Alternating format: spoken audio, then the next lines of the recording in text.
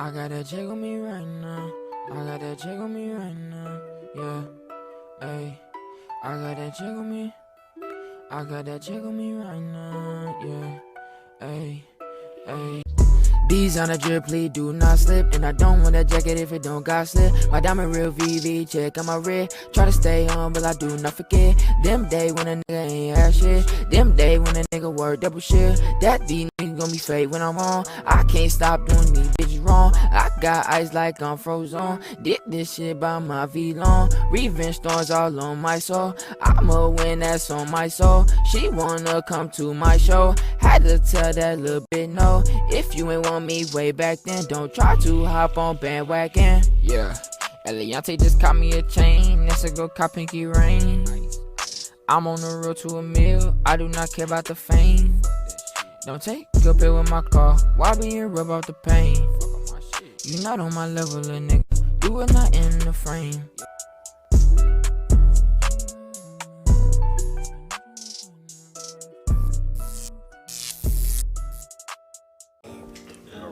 What's up, everybody? So I'm here today, and I'm gonna go live with some of you.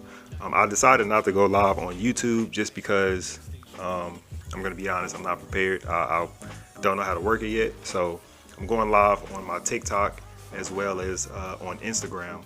So basically, this is gonna be like a replay of that for everybody, because I had some people ask me where is it gonna be after it's done. So it'll be here on YouTube. So I'm going to be answering questions live here on TikTok and on Instagram, and it'll be here on YouTube for you guys as well to go ahead and, I mean, maybe someone might ask the question that you always wanted to ask or you didn't even think about asking. So just tune in and just give me a minute. Let me get everything set up, and we'll get everything started. Hello? Hey, Lasagna, how you doing? I'm fine. How are you? I'm doing all right. Oh, I got your text, but I hadn't got everything situated yet. But now I'm just waiting. I just finally signed the papers yesterday. Okay. And so I'm waiting on the whatever they processing is for them to turn everything over to them, to the tax office and all of that. Okay. And when you say that you signed the paperwork, is it the that lien for that lien? It's Okay. They gonna help me pay the taxes. Okay. And so okay, let me slow down because I'm stuttering. Oh, that's okay. They're gonna pay the taxes, but I have to pay them back. But if I sell the house, it'll come out the money automatically before I even receive the money to get the tax money that Exactly. I owe out. Yeah, exactly. Yes, ma'am. Yeah, so I ain't forget about you. I'm just trying to make sure everything is out the way, because I didn't, want no lien, just because of the taxes, they did have a lien on it. Yeah. I understand, and you don't have to apologize to me. I mean, I know how these things work. I was just following up with you. Yeah. So I'm getting everything all situated. Okay. So tomorrow I will contact them to find out where we at, and then I'll call you and let you know. Okay, that makes sense. Well, I do want to let you know again, that's still something that we can help out with. So if they make you jump through a bunch of different hoops after this, not saying that they will, but if they do, lean on me. That's what we do. We can help out.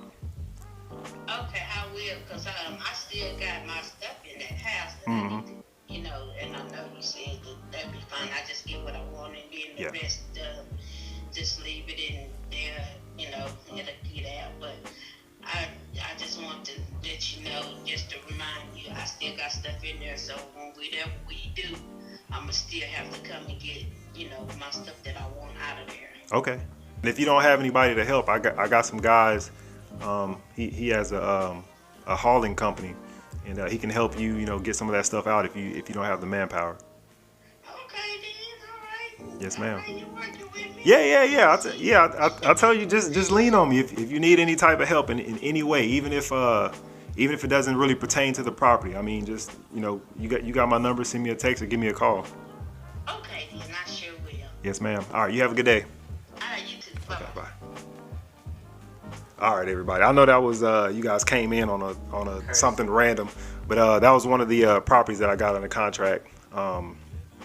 She's that's a whole nother story. Anyway, let me get on live because I was on live on Instagram or on TikTok, and she called. So let me go live. I know everybody's probably waiting. What's going on, everybody? So I'm a little late here on TikTok, and the reason is because I had a seller give me a call. If you're over on Instagram, you guys got to hear a little bit of it. But yeah, we're here to talk about some real estate today, some wholesaling. So yeah, let me get all this situated. Okay, so I'm gonna go ahead and get started. I get a bunch of questions about real estate. I get a bunch of questions about what I do as a wholesaler. So I decided to go live and talk to you guys about what I do, and also be able to answer some of your questions, because I know a lot of people have questions over here on YouTube. TikTok, which is fairly new to me. I had a whole bunch of people reach out to me there as well and ask a bunch of questions. So this is mainly informational. We'll try to have a good time too, but if you have any questions about real estate, wholesaling, business in general, whatever the case, maybe the posters in the back, it doesn't matter. We're just here to have a conversation, and yeah, we'll go from there. So basically, some of you people here from Instagram, I talked to some of you guys personally about wholesaling. I'm gonna go live over here on Instagram. That'll kind of help out a little bit with questions. What's going on, man? Can you hear me? What's up, G? What's up, boss man? How you doing? I'm here, bro. You good? Oh yeah, yes sir, yes sir. Same. Just trying to make things work. For real. That lease I told you about, you remember that the probate from Florida? Uh-huh. I'm still waiting on those. I'm just doing driving for dollars for now. Yeah. So what's going on with that one? Kinda refresh my mind and let everybody know that's in here what's kind of going on with that probate property. That way I can kind of help you out and answer their questions if they got it too. No, it was the list. It was the list I was talking in the marketing. I was gonna market to that list to probate, but it was out of state in Palm Beach. Okay, out in Palm Beach. Okay. How far is that from where you are? I'm in Houston, so it's like way out. So I'm doing that virtually. Got you. Okay. That makes sense. Houston. I have a question. How's the market in Houston? The market in Houston is fire. My partner asked how's the market in Houston? For him. Houston is good, just competitive, that's all. Yeah. It's some heavy hitters out there in Houston. It's some big guys out there in Houston. I know my partner, he wanted us to get into Houston in the very beginning. I was like, oh man, I don't know. I mean, I know competition is key, but it kind of scared me away a little bit, in the beginning. It's okay. You gotta be consistent, because Yeah. I'm lucky. I ain't gonna lie. Yep. I'm not putting enough work. Yeah, that's the biggest thing. That's definitely the biggest thing. So everybody that's in here right now, a lot of people ask, what list that we're working on or what method, what marketing we're doing. The biggest thing is really about consistency. It's really not about a list. It's not about what processes you're going through. It's about staying consistent with something. I got real consistent with driving for dollars. That's why I advocate for that, and I always will. I think I was telling you, I was like, man, driving for dollars is really, that's my go-to. That's my go-to every time. If I can go and buy a vacant list, I can go and do that. But you're gonna get 40, 50% landlords that they're not really interested in selling at the moment. So it's like, I don't want to say it's a waste of time because I know it works, but it's like, do I go out and actually put my eyes on these properties, or do I just pull a list? You know what I mean? So. Oh, let me ask you this, bro. Yes, sir. When you're driving for dollars, you pull the active zip code or you just drive randomly? Well, in my city isn't that big. I mean, you're in Houston, so you got a lot of places to go to. So, where I am, what I do is, all right, let's put it this way. When I go out to Austin and drive for dollars, if I go out to Dallas, what I do is, I figure out what's the hottest areas there, and pertaining to where I am, not in the whole city. Because if you do the whole city of Houston, you'll be all over the place. But I'll just pick out one area. So let's say you go into Spring. It's a little outside of Houston, or Humble or something like that. I would just take Spring's zip code, or I would just type in Spring, Texas in Google, right? And go to the map, and it'll be highlighted. Okay, so the whole Spring, Texas will be highlighted. And what I do is I'll just get on DealMachine or Landglide and I would just drive around. So before I had that, I would just drive around within that map, within that outline. That's what I would do. There are other methods to find out what zip codes or what specific area in a certain area that you're in. There's a way to find out what's the hottest area there, and then you go there. So I don't just randomly drive. I always try to plan it out in some type of way. Yeah, there's a way you can do it. There's a way you can put like what area to drive to. I think Maxwell have that on YouTube. Yeah. So I think you did a video on that also. yeah, he did. It's called Buyer's List Hack, I think, or Buyer's Hack, one of the two. But everybody that doesn't know who Max Maxwell is, you guys, if you're into wholesaling or real estate in any way, form, or fashion, you need to go look this guy up. I don't know. He's right behind you. I see him right there. Yeah, right there. That's Max. So Max has a video on how to find the hottest areas. It's actually a video to find buyers, but you can kind of hack it and kind of manipulate the system to get a free way to find out what's the hottest area in your city, or even if you're doing virtual, like you said, out in Florida, you can find out what the hottest area is there. And once you do that, you can jump out there and you can start driving around or pull a list based off of that area code or that zip code. So what about texting? You do that also? Texting? Yeah. Yeah. So I've been texting for maybe about 4 or 5 months, and it's working out pretty well. I don't know if you were on here when I was on the phone with the seller just a second ago, but that actually came from a text blast that I did. Yeah, I heard. I came in late though. Yeah. So that came from a text blast. So I text.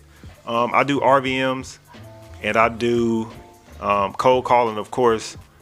I don't really do direct mail, but I don't want to say it don't work. A lot of people don't like it, but my first time sending out direct mail, I got a hit.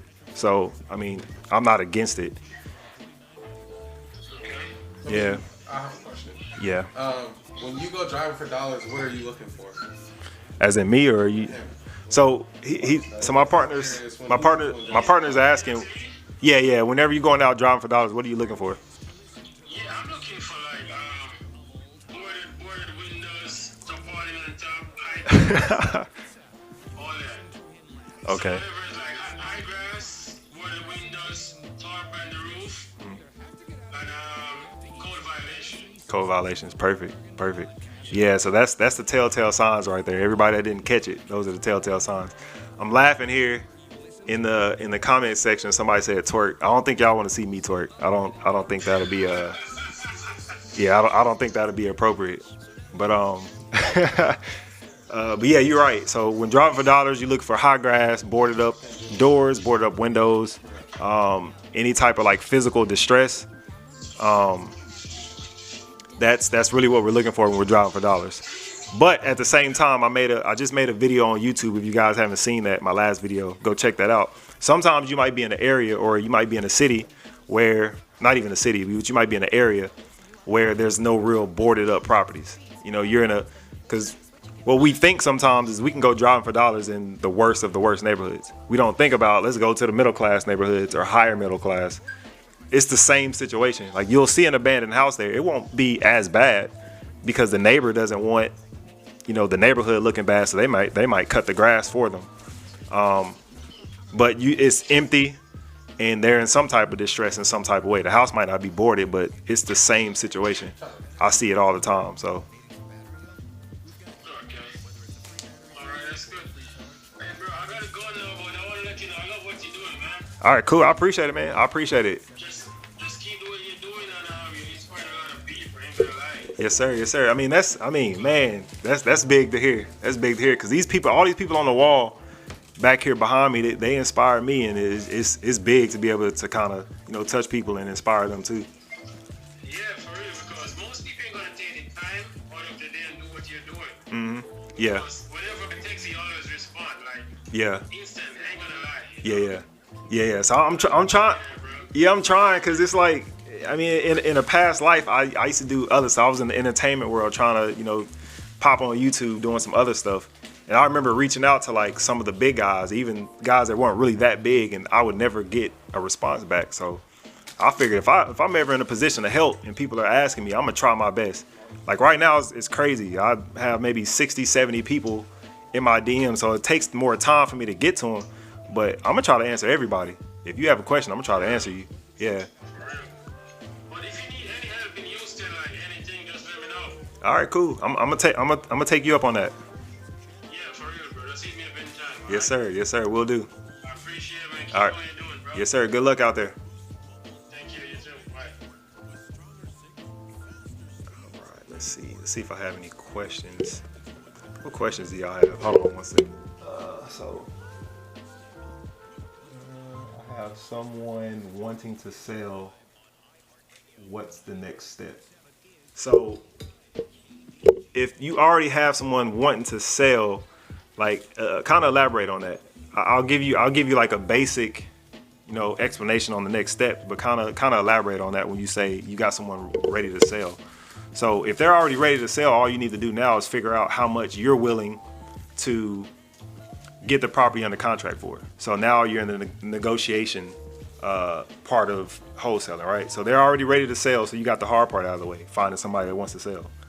I should have used air quotes when I said hard, but now that they're ready to sell, what you need to do is you need to find out how much that property's worth, and that's when you can start your negotiations. Once you find out what that property's worth and how much they want, that's where you kind of go in at as far as the next step. That's where you want to go.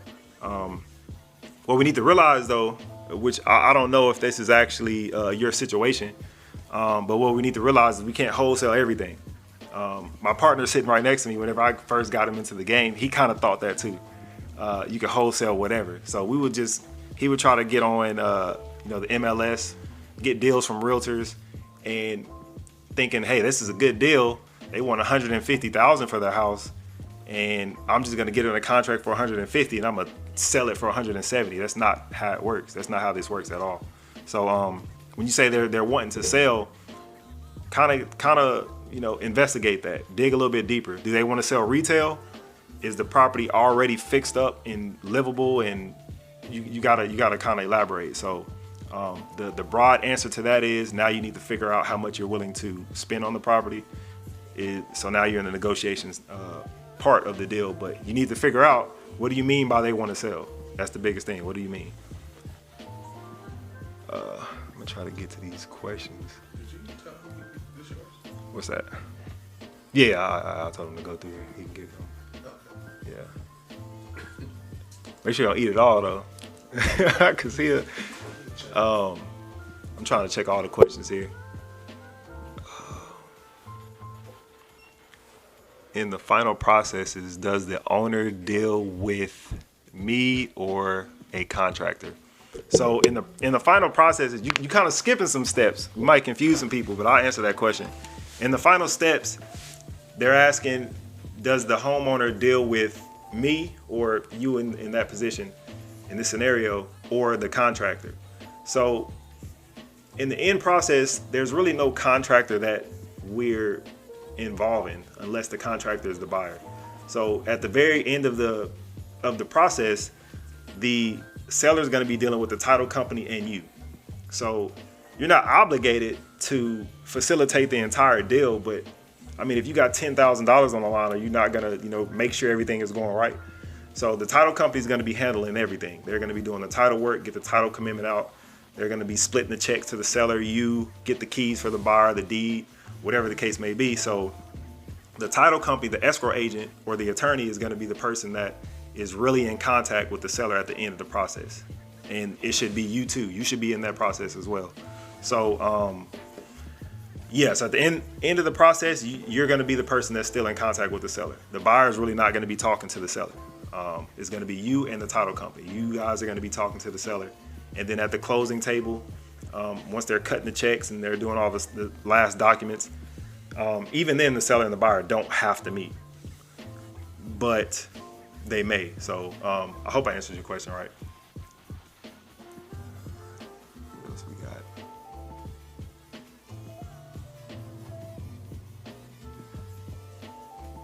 All right, so somebody asked, how do you find out the value of the property? So to find the value of a property, you have to pull something called comps. And what that is comparable sales. So it's basically all the properties in your area in a certain radius or whatever. Depends on your market. you basically find out how much those houses are selling within a certain time frame. So typically, I start off at around the last 3 months, and I find the highest sold properties within, I try to do the same subdivision in the last 3 months that sold, the highest sold properties. And they have to be, we want to trade apples for apples, right?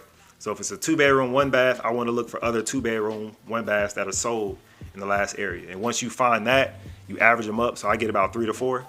So you average that up, and once you take that average, that's how much that property would be worth all fixed up.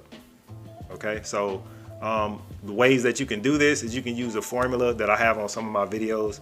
And you can also get a realtor involved too if you want to pull comps and you don't really know how. If you don't have access to the MLS or any of these platforms that we use as real estate investors or wholesalers or whatever you want to call us, you can lean on a realtor. A realtor can pull the comps for you. You can get on Zillow and pull the comps, and that's how you find out the actual value of the house. And from there, you start to implement the formula to get your offer.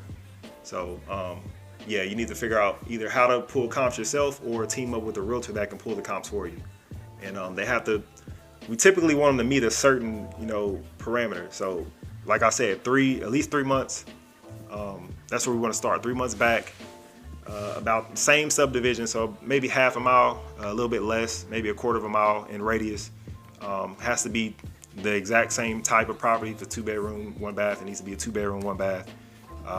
Attached garage, detached garage, all that stuff, you want it to match that property. Okay, so that's how we do that. Your videos are so informative. I appreciate it. So I'm trying to live up to a lot of people. A lot of people that's on this wall back here inspire me. The first person that inspired me are these guys right here. If you guys know who that is, then you know what it is. But these guys inspire me from years ago. So I'm trying to just throw the information back out there. If I can help anybody, if I can help just one person, I'm gonna try to do that. So I appreciate it. I'm gonna keep trying to, give you guys some information so you guys can go ahead and, jump in the game. If this is what you want to do, I'm gonna try to guide you so you can do it. Have any questions? Oh, y'all real quiet over here on Instagram. Everybody's waving. I guess I could throw a wave. How do I throw a wave in here?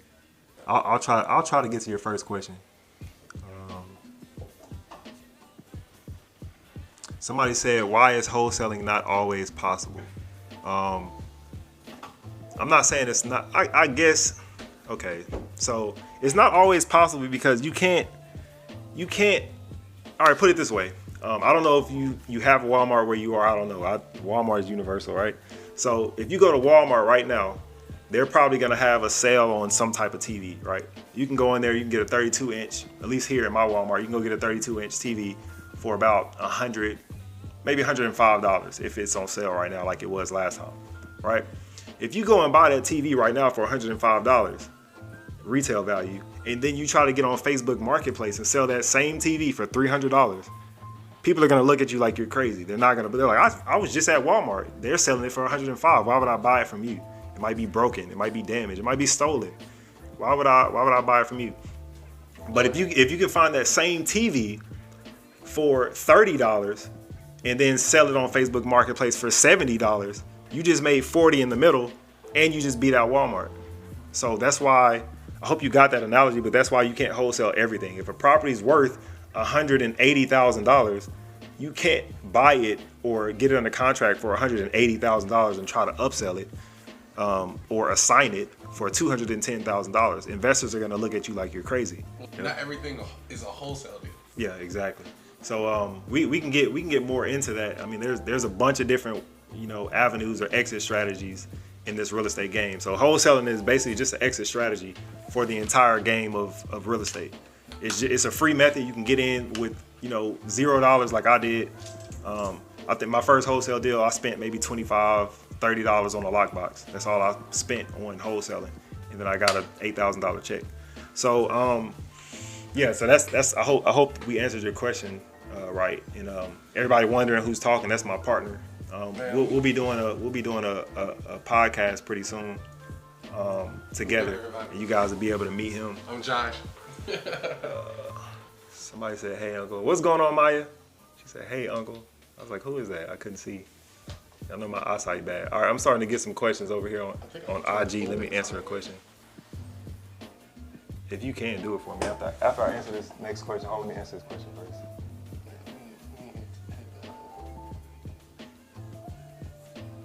It's probably gonna turn it sideways for them when that's sideways. Yeah, it probably will. Now it's sideways for everybody. It's sideways. You made me lose my question though. What's this say? Do you allow? My bad. My eyes are horrible. Do you allow? Do you allow mentors to follow you? Do you allow mentors to follow you? Yeah. Did you mean mentors or mentees? I'm confused. But if there are real estate mentors, if I'm getting your question right, I'm gonna just answer it the way I'm thinking in my head. If I'm answering it wrong, just ask another question. But do I allow mentors to follow me? Yeah. If you're a real estate mentor or you're in the game in some type of way, you can follow me. I mean, yeah, there's nothing. Yeah, yeah, there's nothing really wrong with it. If I can team up. Mark Whitten follows him. Yeah, if I can team up with my mentor, who I learned the game with, or from, or any other real estate guys or girls, whatever the case may be, I'm down with it. That's a dream. That's like meeting Drake or Beyonce or something like some movie star. To us, it's like meeting somebody who's already successful in real estate. It's just like meeting another celebrity for us. I would love to meet Max Maxwell one day. Okay, so what's your name? Eyes Like Hennessy. So Eyes Like Hennessy. You say you want to get into wholesaling, but you don't know where to start. So the thing that we don't want to do, if you know anything about wholesaling, take whatever knowledge that you do have about it and then just start doing it.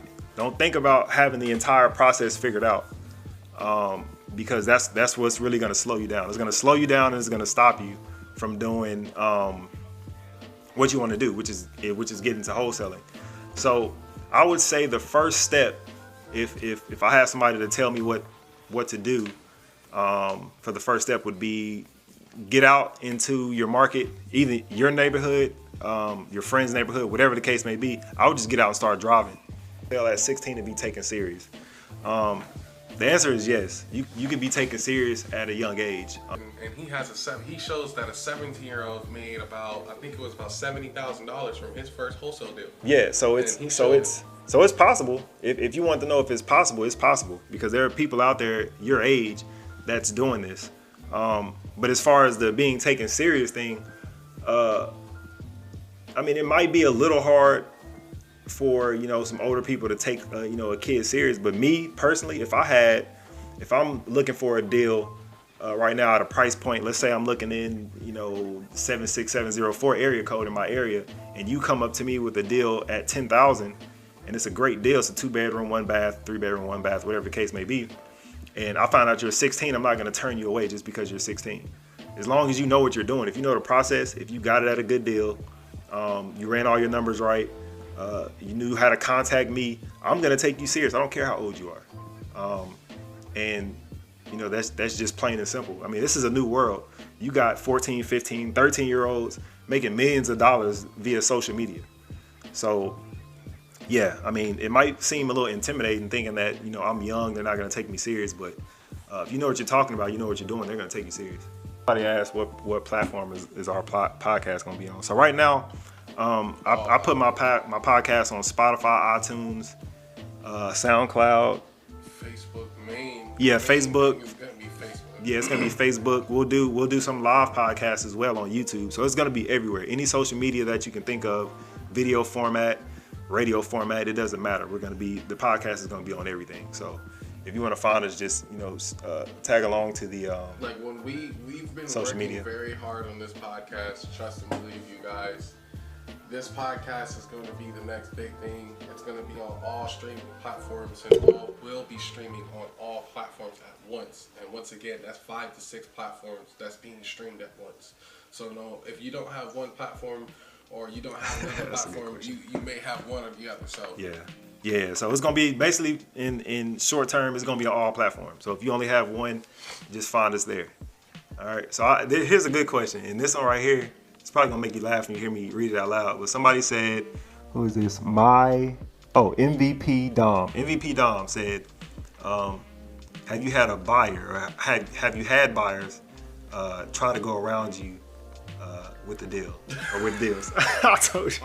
All right, so the answer to your question is yes. I've had buyers do that to me. And the reason why we laugh is because we partnered on a deal at the very beginning. This is before he had his first deal. I was on deal number 2. And I had a buyer end up going around me. I'm not going to explain the entire situation. I made a YouTube video about it. But I had a buyer go completely around me. Once they found out, I'll give you kind of like the short version. We got a property under contract at one price, and then we got a price drop on that same property. And what we did was we ended up finding some partners to partner with to find a buyer on that property. We turned in all the paperwork to the title company, and title company kind of drug their feet a little bit, so we moved from one title company to another. And from there, we had that title company going through all the paperwork and had everything done. They had the HUD 1 statement, the settlement sheet statement. They had everything ready for review. They sent it to us. We looked at it. We reviewed it. We sent it back to them with questions and concerns.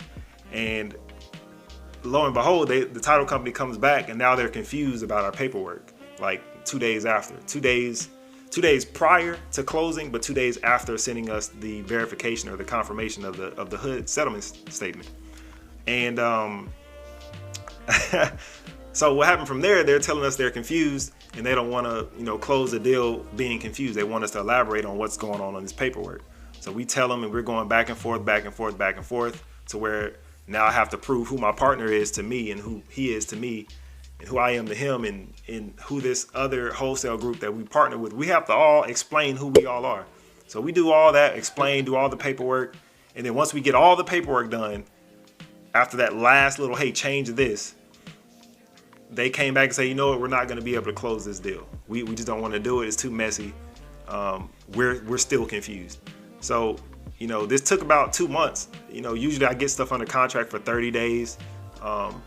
With the promise that we can close quick.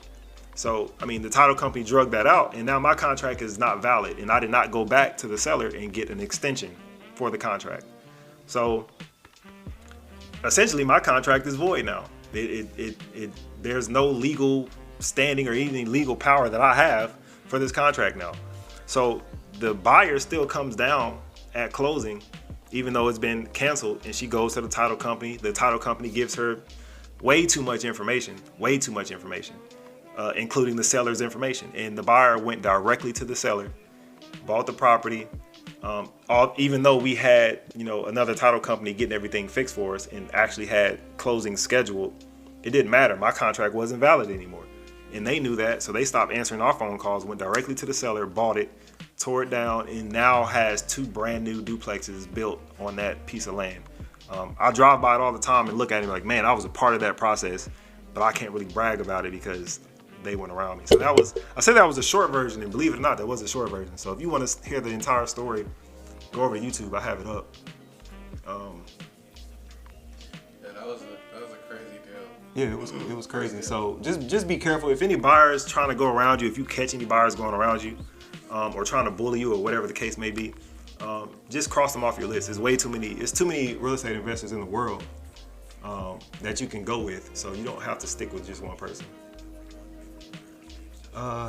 Somebody said, where did I access my contracts from? So I got my contracts from my mentor. He's out in Baltimore. I'm in Texas. So there was some stuff I had to change on the contract, and eventually over time, I partnered with different wholesalers, different buyers, different investors, different everything. And I started seeing different stuff in everybody else's contracts. So I studied the legal language so much.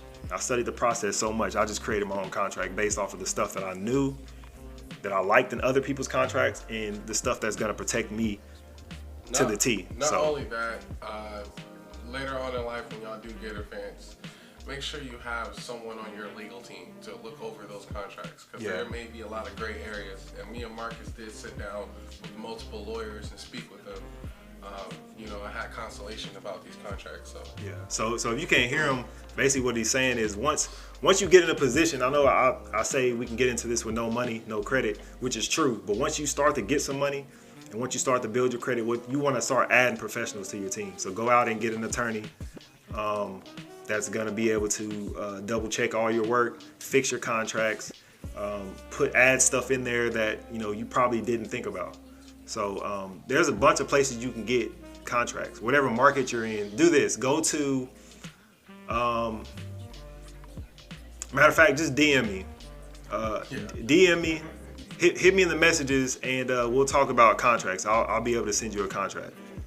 If it takes too long, I'm sorry. I got a lot of people in there, so I'm gonna try to get back to you. On the basis of Google, they can't go view contracts. Yeah, anybody can. You can view whatever contract you want to on Google. Like contract templates. But if you want a contract specific to your area, that's specific to wholesaling, that's gonna protect you. Just send me a DM, send me a message.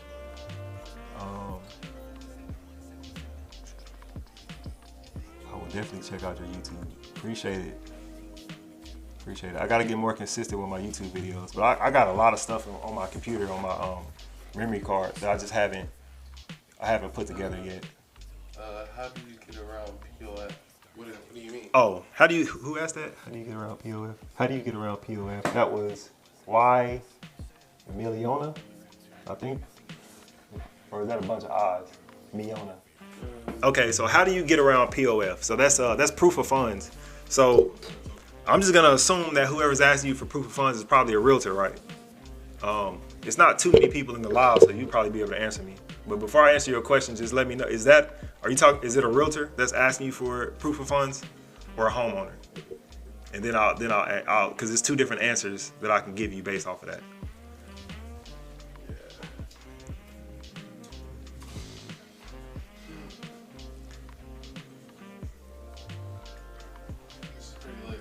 Oh, I skipped all the questions. Now I gotta scroll back. That's why I'm getting up. Let me go ahead and start reading some of these questions out loud. She said she responded, sometimes it's a realtor. Okay, so all right. Not always. Not always. I know some homeowners will ask for it. Okay, so put it this way. You DM me too after this, because I'm not gonna say everything that has to pertain to this, but I'll tell you how to get around proof of funds. You don't need it. If a realtor asks you for proof of funds, that's basically, I mean, you can get it if you've already done a deal. You can contact whoever their buyer is, if you guys have a relationship, and you can ask them for theirs. You can say, hey, I'm working on another deal, but the realtor's asking me for proof of funds. Your buyer knows that you're a wholesaler. Your buyer knows that you're new. Your buyer knows that you may not have that. So if you're building relationships like you should, you can ask him for that proof of funds. But if it's a realtor asking for proof of funds, it's probably not something that you want to go after anyway. Because if a realtor is selling a deal or selling a property, it's 9 times out of 10 going to be for retail. So like I gave in that example, I don't know if you were here, but you can't sell. I know you can resell certain stuff. I see people reselling shoes, Jordans, rare Jordans. So I see people doing that. But when it comes to properties, you kind of hit a wall. You plateau a little bit. So if the realtor wants you to bring proof of funds, actually look at the deal and make sure that it's actually a deal. You don't want to try to get something under contract that the homeowner is trying to sell for $180,000, like I said before, and the property is worth $179,000. You don't even want to get into that. So I don't even go through my deals with realtors. I have realtors involved on the back end. I don't find deals from realtors though. Because of that very reason. One, I don't want to, get something under contract that can't sell, and two, I don't want to get hit with the proof of funds thing. But I know how to get around it now. I mean, obviously, I've been doing this for a while. I can send them mine depending on the price range, or if it's way out of my range, there's other methods. So yeah, just DM me. I'll share. Yeah, I'll share. Just DM me. Would you see?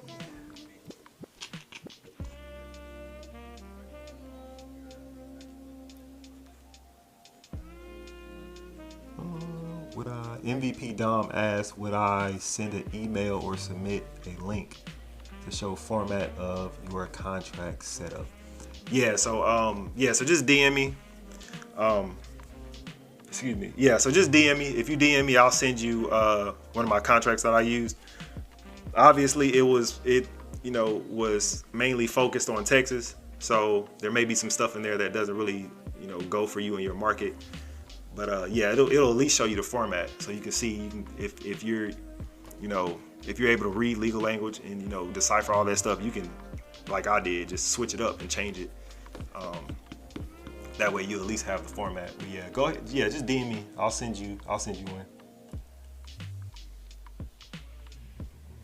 About to get that desk Maxwell guy. It says, what's that say? The real J_Hunt. Can you speak on finding investors? Yeah, so that's easy. So to find investors, what they mean by finding investors is a buyer. So you want to find the investor who's going to be the person that's going to buy this property that you found at a discount. So one way to find them is driving for dollars. You may be like, well, driving for dollars is how you find vacant properties, right? Or distressed properties. You can find buyers as well. If you get out in your neighborhoods and you start driving around in your area, you're going to see new builds. You're going to see fix and flips. You're going to see all types of stuff going on. Just find out who owns that property, and if it's an LLC, even if it's not an LLC, that can potentially be your buyer. Now I'm going to say something that may seem a little bit awkward for some of you. Jump out of the car, pull up, jump out of the car. If they're out there fixing on the property, jump out and talk to the contractors. Jump out and talk to the contractors. They're going to tell you everything they needs to know, as long as you're presentable and you kind of know what you're talking about and what you need to ask. They'll tell you who owns the property, who they work for. A lot of times I had contractors that end up being buyers. So yeah, one way to find investors is driving for dollars. The next way to find investors, and I'm gonna get back on realtors because a lot of people don't show realtors love in this game, and I do. So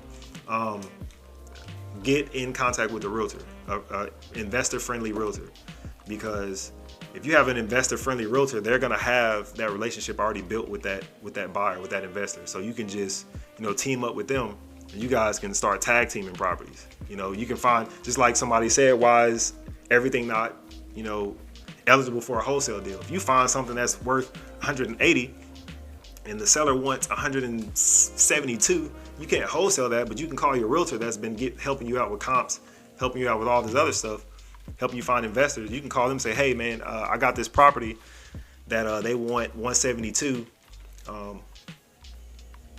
I can just send them your way, and you just got yourself a referral fee. So $0 or $500 referral fee, or $1,000, whatever y'all work out. So that's one way, or really two ways.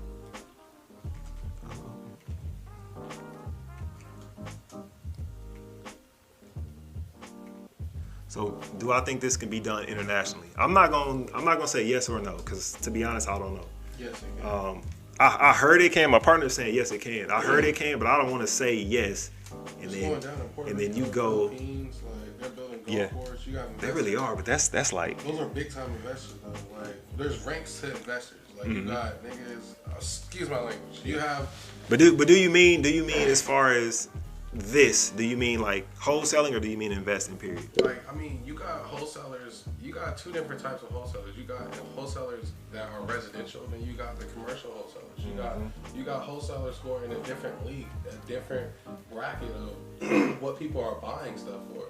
Yeah. There's people, basically what he said, there are people that find deals, and no matter what the aspect is, that hotel that you stayed at in Cabo or wherever it was, somebody had to find that land, find that deal, set those people up. There was a middleman in there somewhere. So it could be done, but you have people investing into other parts because of America the world is very saturated. When you start becoming like I said, when you bust over into the commercial side, that's a whole different conversation than wholesaling. Exactly. If you thought your head was hurting off of wholesaling and residential stuff and apartments and stuff, when you start busting over into to franchises and commercial and businesses, it's a whole different ballgame of money at that point. You dealing with millions and hundreds, Yeah, seriously. All right, so I got another question from the Reels. I think I'm reading this right. My eyes are horrible. The Reels 4N says, sorry I joined late, but their question is, how would you pitch the idea to a owner? Okay, so one, they gotta want to sell. If they don't want to sell, there's nothing you can do. You can't force them into sell. This isn't a mind trick game where we can get them to sell. I'll just say that first, because I've had some people that, you know, think that we can get anything, any property out there, we can wholesale, we can get them to sell. So one, they got to be willing to sell. But the pitch that I do is real simple. I mean, million dollar advice right here. I pick up the phone, I'll call them, and I'll say, "Hey, John Smith. Yeah. Hey, my name is Mark. I'm calling you about your property at 123 Main Street. I just wanted to call and see if you wanted to accept the cash offer on it." That's it. Yes, no. How'd you get my number? I don't know if can you cuss on TikTok? I'm not gonna cuss. Get off my phone. Whatever the case may be. That's it. That's all. Excuse my language. Yeah, that's it. That's it. Just all we're doing is talking to people. Who said that? I was watching a podcast the other day. Brent Daniels, I think. Just talk to people. That's all. Just ask the question. That's all we're doing. That's how you would pitch it. It's not a game of Rubik's Cube. Yeah, this is one of the easiest, simplest thing that you probably will ever do. It's easy. It's simple. It's a lot of steps, and it's gonna take a lot of your time. It's gonna take a lot of, you teaching yourself a lot. But the steps are simple. Like I just said, how do you pitch it to a seller, or to a homeowner? Hey, you trying to sell? Yes, no, get off my phone. That's really it. That's all there is to it. Well, it's definitely sound very professional, Yeah. Go watch Wolf of Wall Street. Exactly. That's probably one of the best. All right, let me jump back on Instagram. I need more information. Just getting off work. Oh, I think did I answer your question already? Yeah, just hang in there. If you have a question, just ask it, because if you're I don't know what process you need help with. So yeah, just ask. Oh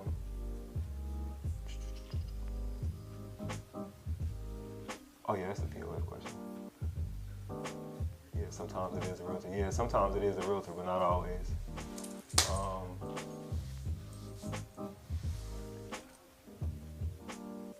Says, do you have a guide that we can look at for us newbies? So I don't have like an ebook or anything like that. One thing that you can do, you can jump on my YouTube. I talk about it there, but I don't really give step-by-step instructions on there on YouTube, Instagram as well. If you guys over here on Instagram, if you jump over to TikTok, I have like some step-by-step stuff, like how to get started, how to get your offer together. So I have some step-by-step things that you can find out if you're a newbie. YouTube University. Just jump on YouTube, how to wholesale real estate. Your mind's gonna be blown. This guy right here, Also, I research. Yeah, I research his stuff all the time. And if you're new, I know everybody's kind of locked down with the coronavirus stuff. Here in Texas, we're opening up a lot. But you can go to a local REIA meeting. It's REIA. You can go to one of those. You can get on Meetup, download the app called Meetup, and type in REIA, whatever your city now is. They have virtual. Yeah, they have virtual REIA meetings too. And this, all of us, since we're all stuck in the house, I see a lot of investors jumping on lives and jumping on, camera so we can be able to answer your questions. So, yeah, if you're a newbie and you're just trying to figure out what's going on, jump on those platforms I told you, YouTube, search up this guy, watch my stuff. Hopefully, I hope. But here's the thing, right? So Those investors may be busy at sometimes. And then you got Marx, right? The real Marx. He's going to give you the real side. The real. You know what I'm saying? We still out here at the bottom of the fields. Yeah.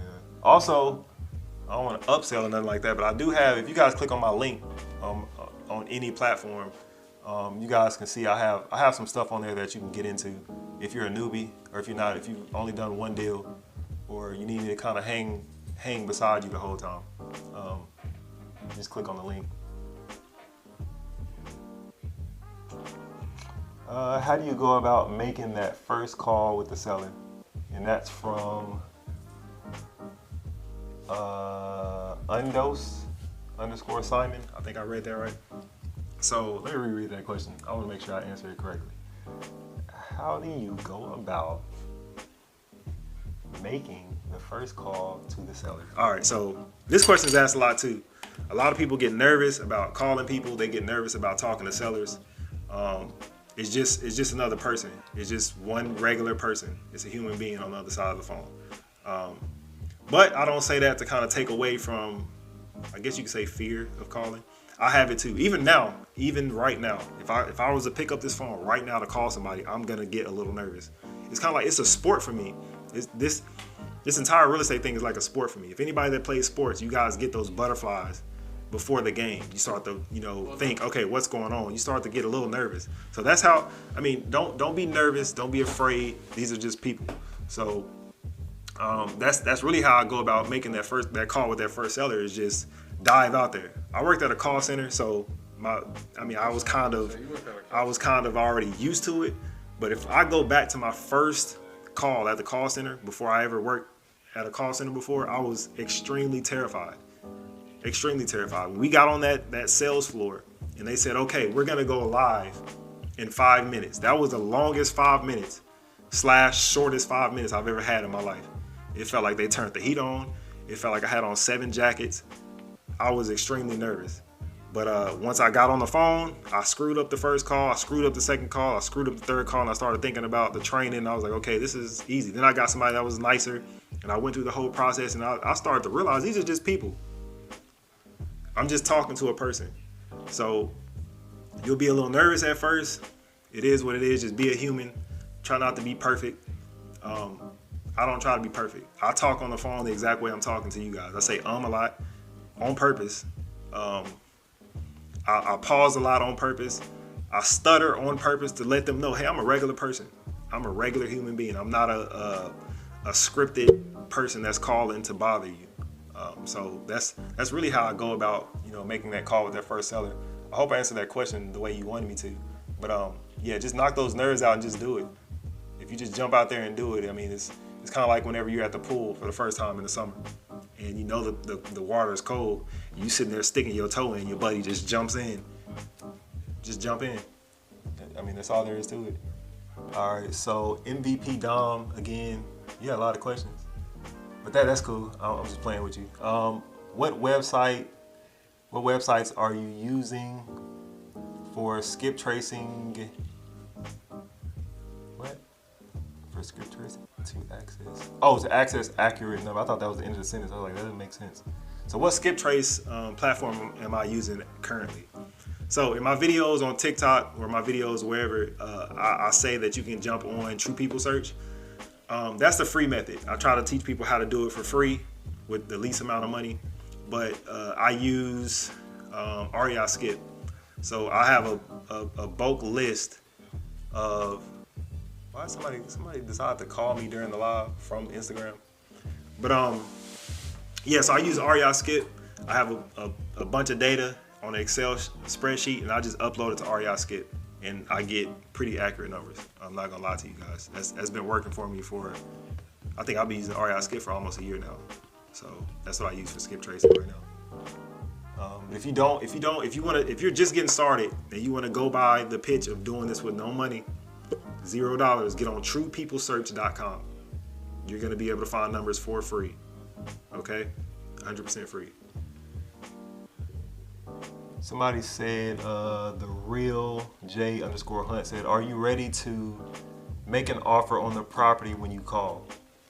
So I'm prepared mentally to make an offer when I call, but I don't have all the numbers put together because that'll be a waste of time. You'll be wasting way too much time. I got a list right now on my computer that my admin's working on right now of 3,000 names.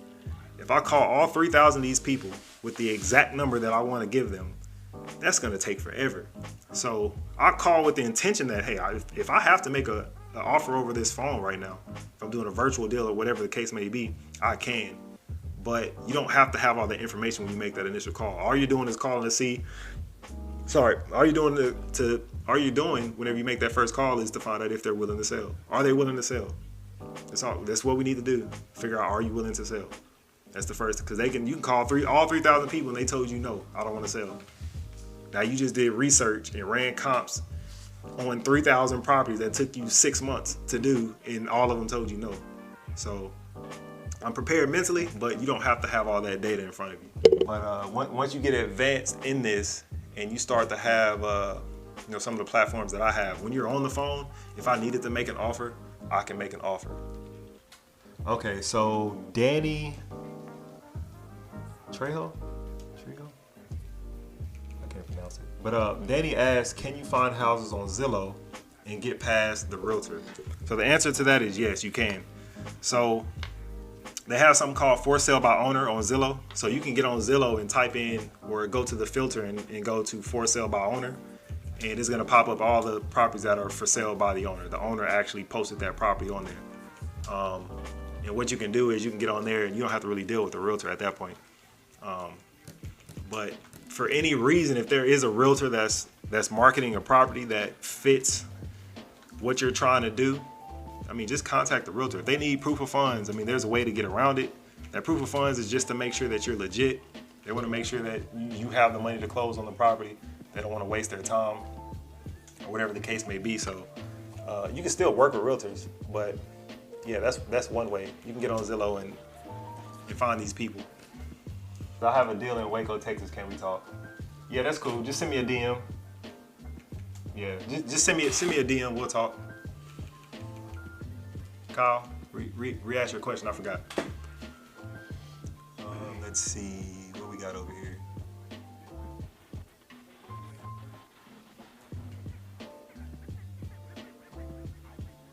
All right, so Danny said straight to the seller. Yeah. So straight to the seller. First one. Okay, yeah. So I think I answered that. I think you just asked it in 3 parts. So yeah, you can go straight to the seller. Somebody said, who is this? Rondell. Rondell said you got online classes or something. Yeah, I do. I mean, you can jump on. If you're on my TikTok, you probably seen all my stuff I got on there. Those are like the beginner steps that you can jump in and you can really hit the ground running from that stuff. But if you do need, help through the entire process, the whole class, I mean, just check the link in my bio. You'll see some options in there. Yeah, so I do. So just click on the link in my bio, you'll see it. All right. So Kyle asked the question again. Okay, so you were asking about pocketing the $5,000 to $1,000 finder's fee. All right, so that $5,000 to $1,000 finder's fee is coming from the realtor, and that's coming from you finding the realtor a deal that you can wholesale. So you kicked it to the realtor for them to list it on the MLS at retail, and then once they close, you get a $5,000 to $1,000 finder's fee. So that in that case, you only get that. But when you're wholesaling and you're getting an assignment fee, you get whatever's in the middle. So let's say you got the house under contract for $30,000, right? The house is worth $150,000. Let's say just $150,000, so we can put it up there. You got the house under contract for $30,000, and you market it to all these buyers at $45,000, and they like it, and they offer you, and somebody comes in at $42,000, right? You get $12,000. You get that middle number. So the seller's gonna get their 30. You're gonna get 12. The buyer's gonna get a new property to fix. So that's how that works. All right, what we got over here? Making sure I don't skip anything. Rondell asks, does the course teach you from scratch if you have no knowledge of real estate? Yeah, it does. So I knew nothing about real estate when I started. Nothing. Zero. This wasn't even something that I thought about doing before I got into it. So yeah, it teaches you from scratch. So it'll teach you what to do at the very beginning. It teaches you all the paperwork that you need to deal with. It teaches you what a title company is or an attorney, how to find them, how to find buyers, how to find sellers, what to say to them, how to talk. The entire process. You're gonna get my contracts. You're gonna get my agreements. You're gonna get my methods on how I do everything. So yeah, if you don't know anything about it, you're gonna know about it after you take the course. You're gonna be able to close your first deal from what's in that course. Just put it that way. What we got over here?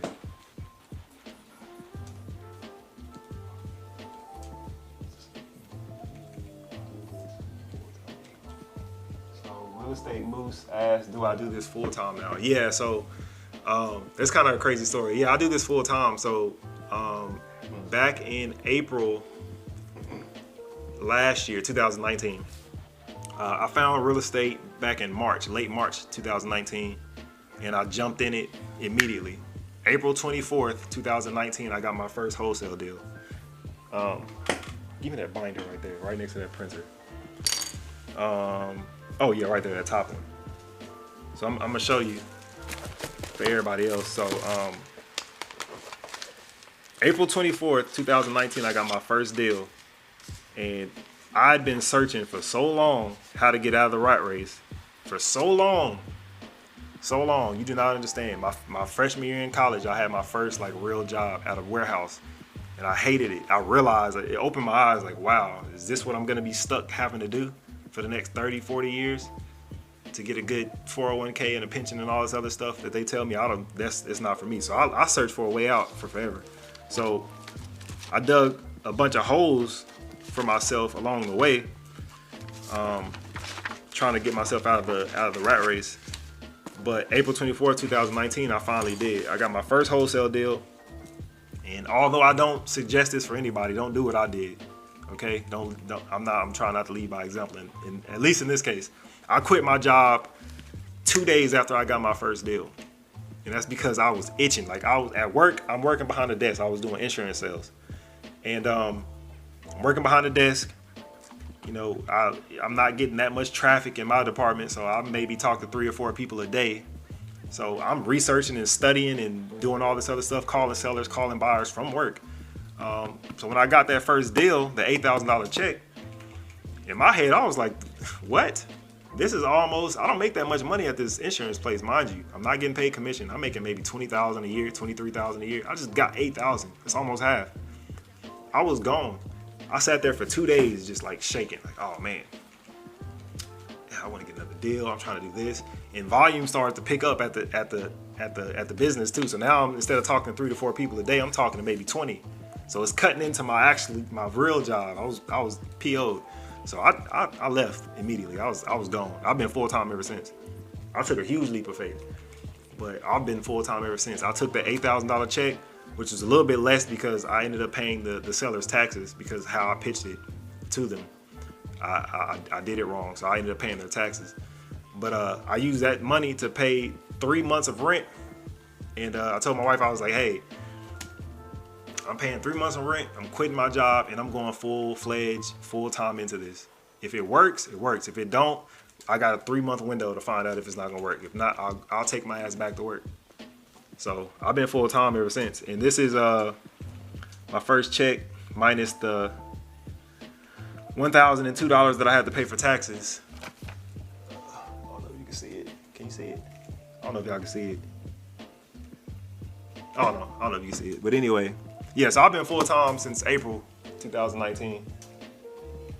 And I've not looked back to getting the W-2, not at all. So Rolo the Don asked, what's my main marketing channel? My main marketing channel is cold calling. That's what my mentor used, and this is what Max used a lot, was cold calling. And since I worked at a call center before and I was working insurance sales, I had to talk to people all the time over the phone. I figured this isn't gonna be too hard for me, so I jumped on cold calling immediately, and that's my main marketing source right now. I do some texting too, RVMs. I email. I do everything now, except for direct mail. I don't send direct mail just because it's costly, but I'm not opposed. I'm not opposed to it. All right, so Danny asked, he says another one. What do you say, or what do you tell the seller after they say yes? How do you talk to them? So whenever you call a seller and you ask that simple question, how do you move forward? So after they say yes, they're interested in selling, you say, great, okay, so let me just ask you a few questions about the property, and then you just start asking about the property. How long have you been living there? Get that out of the way first to find out if they're living there. I don't live there. It's that house has been empty for 50 years. I'm exaggerating, but yeah, that's it. After they say yes, now your goal is to gauge why they're willing to sell. Okay? If they say, yeah, I want to sell just to hear your offer, or I want to sell my house for $1 million, that's different.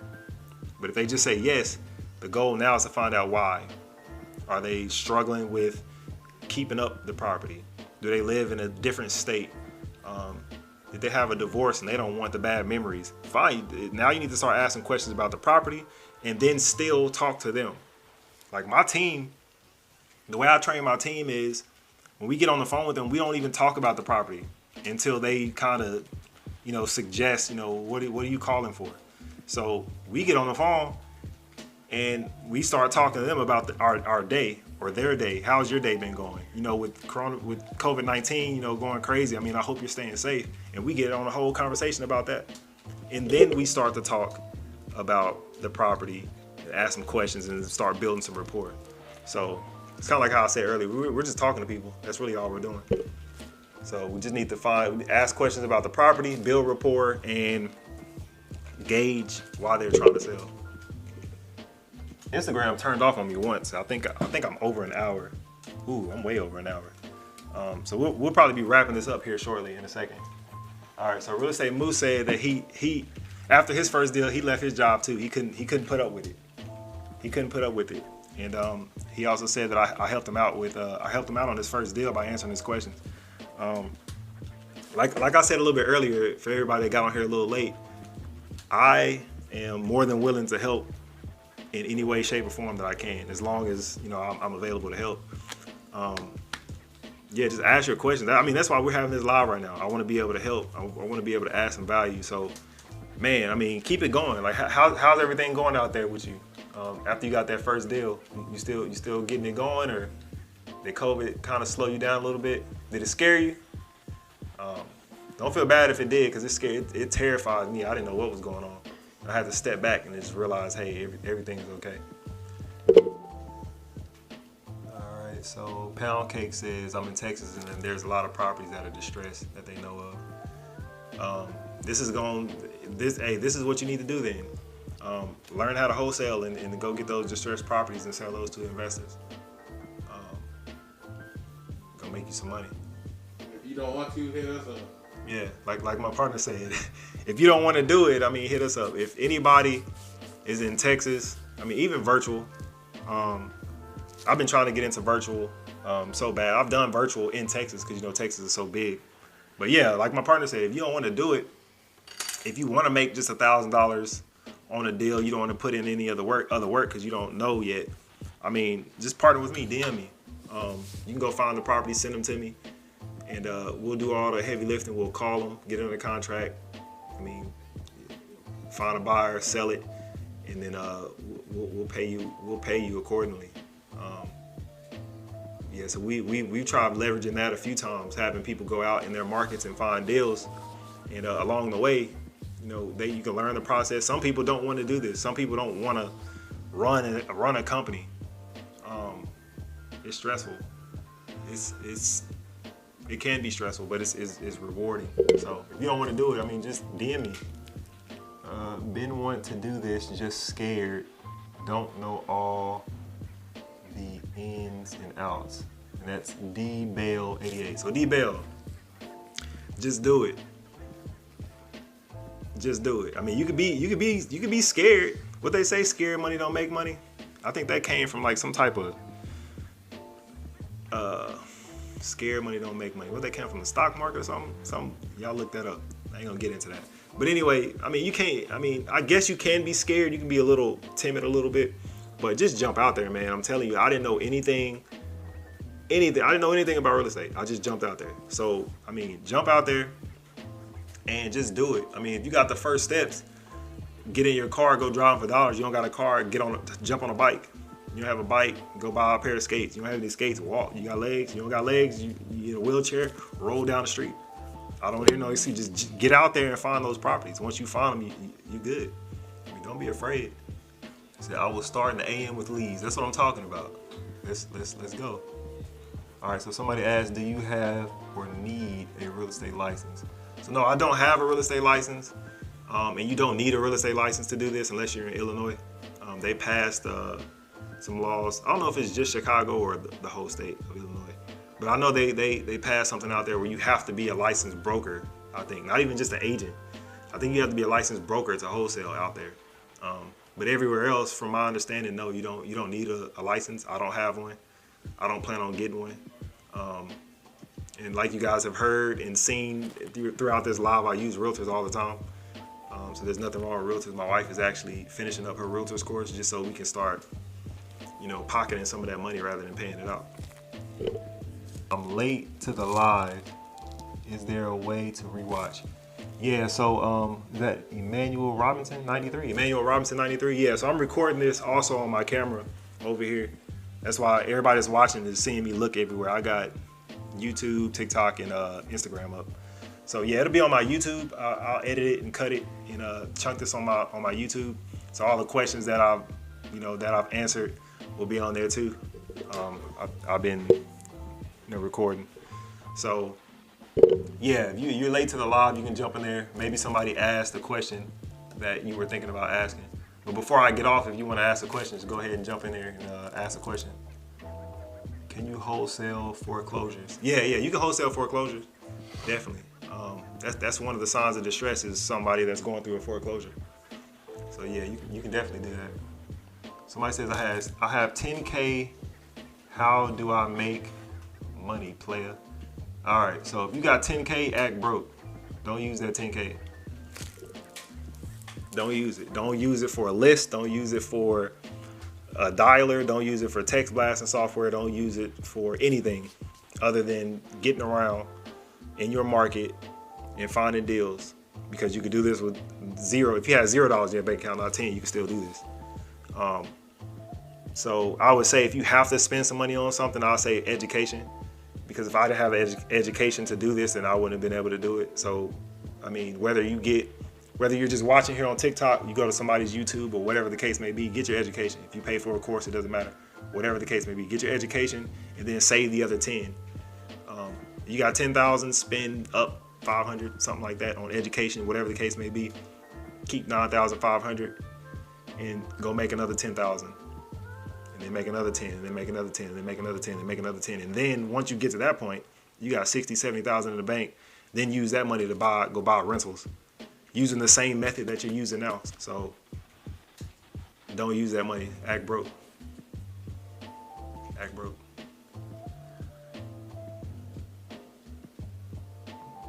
How does foreclosure work if it is owned by the bank? So foreclosures are not owned by the bank.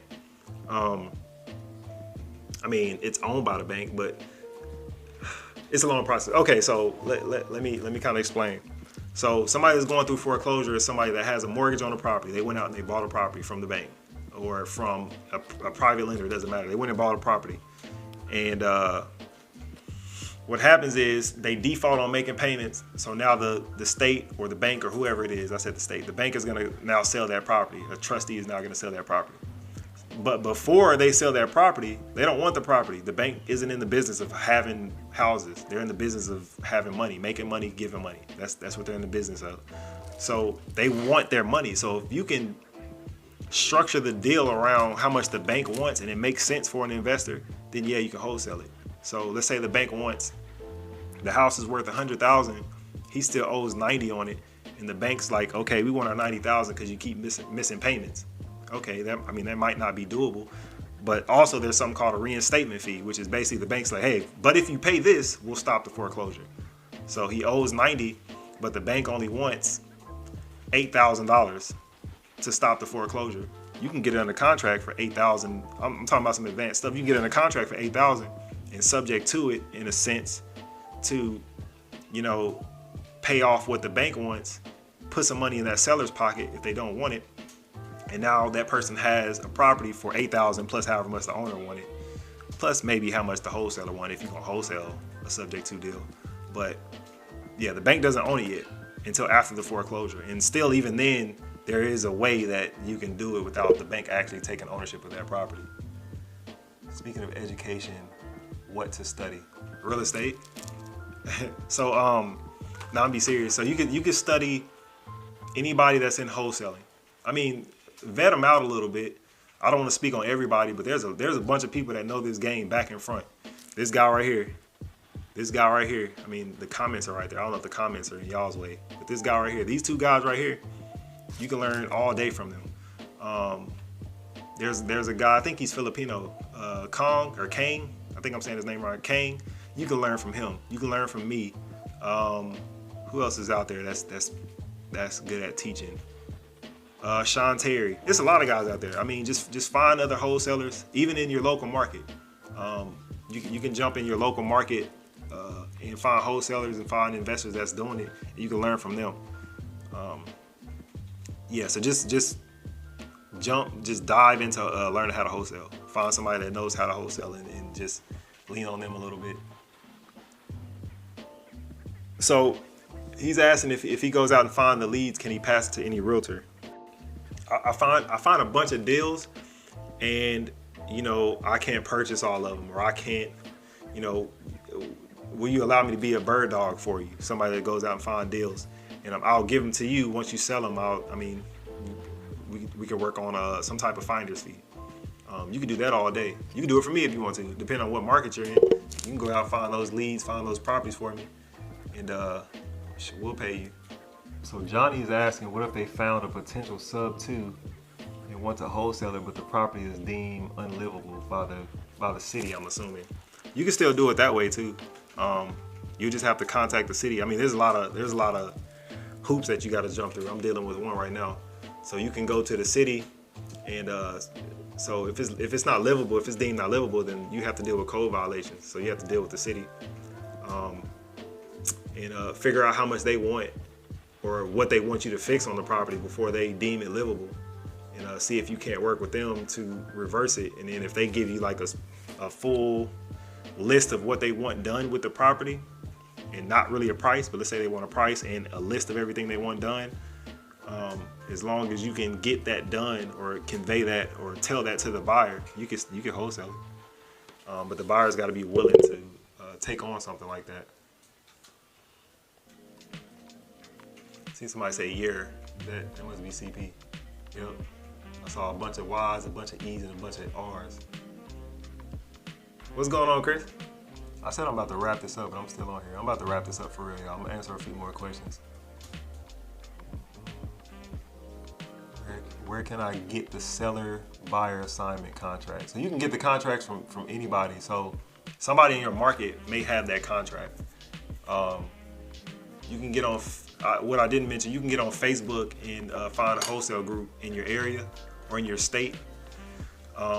You can jump on there and ask them what contract they're using. It'd probably be best to find somebody in your area to figure out what seller contract and what assignment contract they're using. You can do it that way easily. All right, so Ruben asked, how much money do you need to invest in your first property? Nothing. If you're wholesaling, you don't need anything. I invested $25 because I went and bought a lockbox. But that's it. Yeah, my time is what you need. That's what you need to invest in, is time. If you invest time, that's all you need to invest. No money needed. $0. Where can I find the course? It's in my bio. If you Johnny Cash, if you click the link in my bio, it's in there. It's the Wholesaling Xtreme Flips course. So you'll see if you click on the bio, it's the first one in the link tree. So I don't even know how to say that. I want to say Sebastian at first, but then I saw the whole name. I don't even know how to say that. But can you explain how to use DealMachine a bit more? Yeah, so I got a full video on it on YouTube. So basically, you just log into the app, you drive around, and it's gonna pop up the property. You just click it. It'll tell you who owns it, where they live, and all different types of stuff. So just jump on YouTube. Jump on my YouTube. The link is in my bio, and find my Driving for Dollars video, or how I drive for dollars. I forgot what I called it. And then I'll show you how to use DealMachine live. Do they mail me a check? They can mail you a check, wire a check. You can go pick it up. I usually pick them up, but I do have them wired sometimes. Sometimes I like holding that check and looking at it. But yeah, they can wire it, you can mail it, you can go pick it up. Also, what are your best tips for someone starting? Be consistent. The best tips for being started is be consistent. So if I'm saying be consistent, you know what the first step is. Do it. Just start. So once you start, just be consistent, and you'll get your first deal. I promise. All right, I'm thinking about the bounce.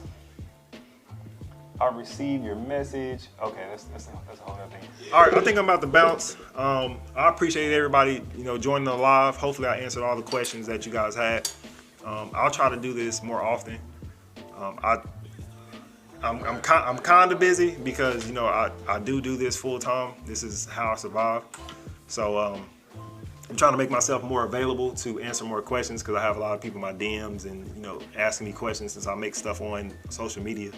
But I really appreciate you guys coming through. Hopefully I didn't bore you too much, but yeah, I'm gonna go ahead and get out of here. I hope you guys stay safe, and I hope you guys are gonna take some action and get out there and make your own money, okay? All right, I'll holler at y'all.